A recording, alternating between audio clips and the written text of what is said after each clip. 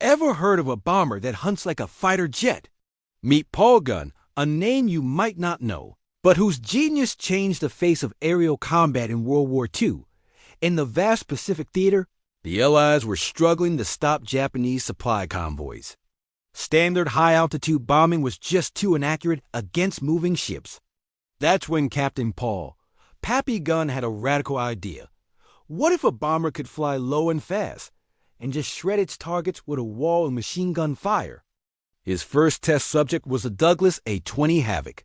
Gunn ripped out the bombardier station and crammed in 4 forward-firing .50 caliber machine guns. The results were devastating. He then set his sights on a bigger prize, the B-25 Mitchell bomber.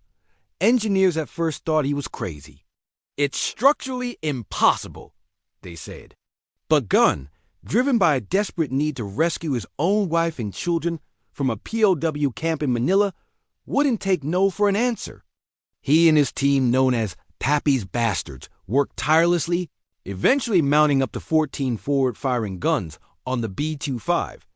They even installed a massive 75mm cannon in the nose of some models, creating a true commerce destroyer. The skeptics were silenced at the Battle of the Bismarck Sea.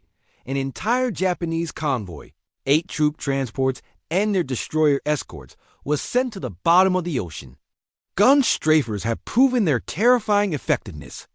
The success was so overwhelming that Gunn was sent back to the States to integrate his modifications directly into the North American aviation production line. This led to the B-25G H and J models, the most heavily armed bombers in history. These flying arsenals became the decisive weapon in the Southwest Pacific, sinking hundreds of ships and turning the tide of the war in the air. Gunn's innovations didn't just win battles. They created a whole new category of aircraft. His legacy lives on in modern gunships like the AC-130 and the A-10 Warthog, all tracing their lineage back to one man's audacious vision to turn a bomber into a hunter. Thanks for watching. If you enjoyed this piece of hidden history, make sure to hit that like button and subscribe for more stories you won't find in the textbooks. See you next time.